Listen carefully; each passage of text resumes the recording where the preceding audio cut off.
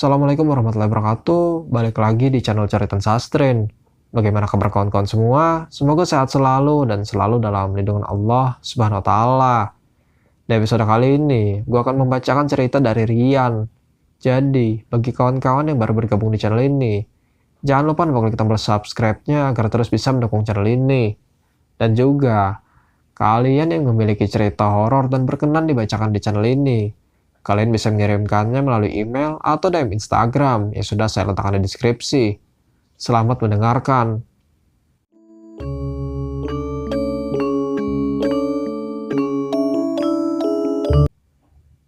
Cerita ini gua dapat dari seorang sahabat yang sudah bersedia untuk berbagi cerita dengan gua. Putra, nama disamarkan.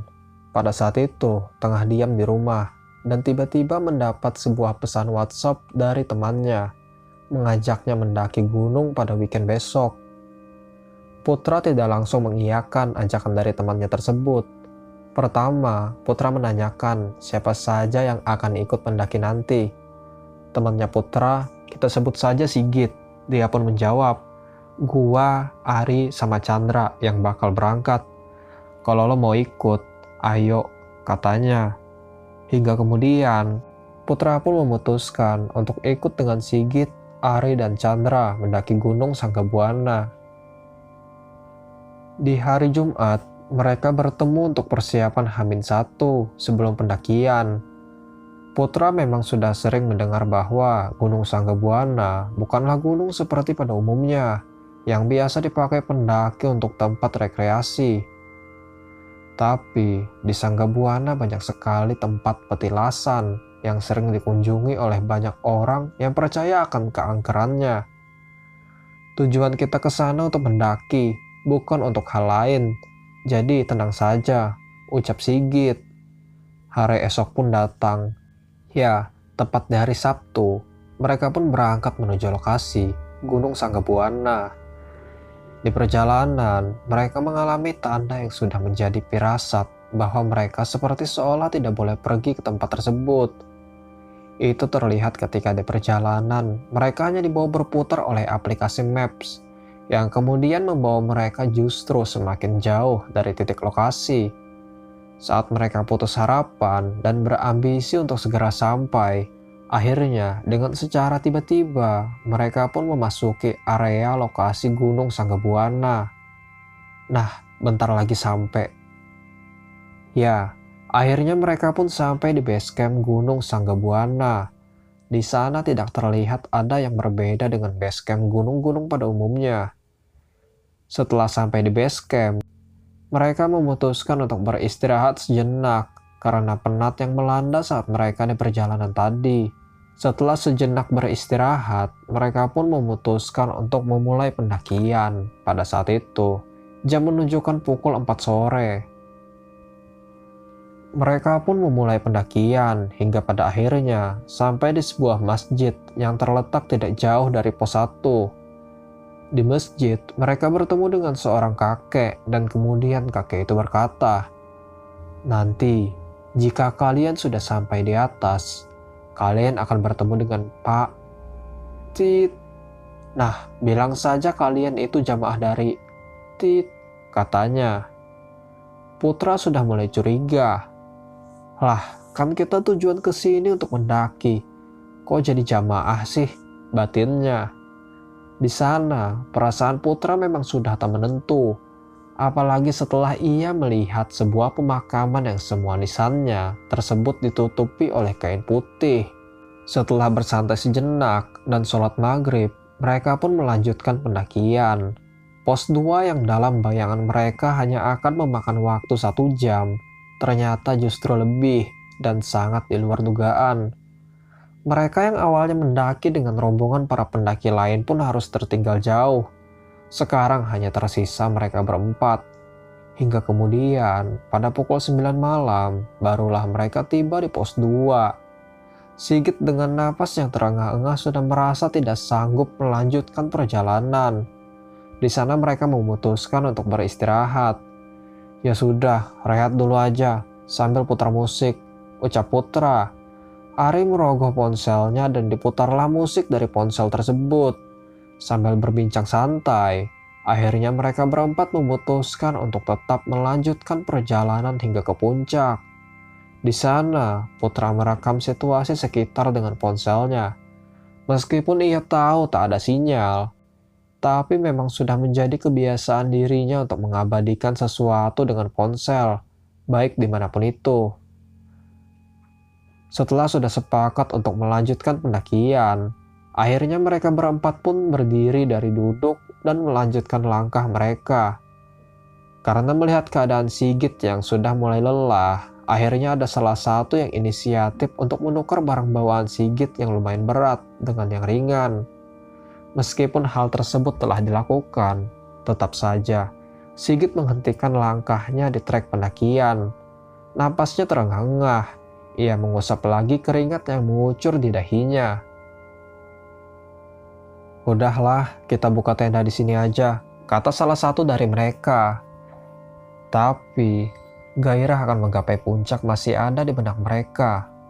Dan pada akhirnya, mereka pun melanjutkan perjalanan menuju puncak.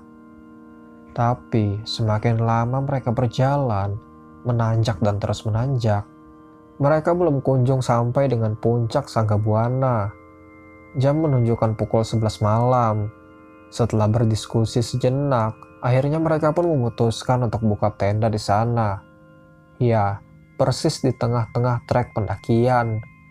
Bahkan Putra pun berpikir kalau ada pendaki lain lewat sini, mereka gak akan bisa karena terhadang tenda kami. Setelah tenda berhasil didirikan, kemudian Ari mengeluarkan kompor dan memasak. Malam itu, selesai memasak, mereka belum bisa tidur dan memutuskan untuk sejenak meneguk kopi. Mereka berbincang dan memutar sebuah lagu hingga kemudian, karena waktu sudah semakin larut, akhirnya mereka berempat pun memutuskan untuk masuk ke dalam tenda. Saat mereka berempat sudah di dalam tenda, tiba-tiba dari luar terdengar suara "pung", seperti suara benda jatuh dari ketinggian. Mereka saling tatap dan diam sejenak. "Play lagi musiknya," perintah Sigit. Kemudian Ari dengan sigap memutar musik dari ponselnya. Saat lagu telah diputar, tiba-tiba lagu itu berganti dengan suara anak kecil. Mereka yang belum tidur pun ketakutan. Tapi Ari berkata, "Gak apa-apa, ini ringtone," katanya. Putra pun berkata, "Udah, gak usah play musik, tidur aja." Hingga akhirnya musik pun dimatikan. Saat baru saja mereka mencoba untuk tidur, tiba-tiba terdengar suara langkah dari depan luar tenda. Lalu, setelah suara langkah tersebut berhenti, disusul suara orang mengobrol. Mereka kembali terdiam, dan suara itu kembali hilang, menyisakan sunyi kembali. Putra berpikir, kalaupun suara tadi berasal dari rombongan pendaki, seperti pada umumnya, pendaki pasti mengucap permisi atau minimal terlihat ada senter yang mereka nyalakan. Tapi tidak sama sekali terlihat ada senter, dan suara mengobrol yang mereka dengar pun samar. Tidak begitu jelas. Dan setelah mereka lihat jam, saat itu sudah pukul 12 malam. Hingga pada pukul 1 pagi, barulah mereka bisa tertidur. Singkat cerita, pukul 4 mereka pun bangun. Mereka memulai aktivitas dengan memasak dan kemudian makan bersama. Sejenak ngopi sambil membereskan tenda, mereka pun langsung tancap gas menuju puncak. Meskipun sudah istirahat dan mengisi tenaga, Sigit lagi-lagi merasa lelah dan terus-terusan berhenti di trek pendakian. Hingga, singkat cerita, sampailah mereka di puncak Gunung Sanggabuana. Ini di luar dugaan Putra saat ia menyetujui untuk ikut mendaki bersama mereka.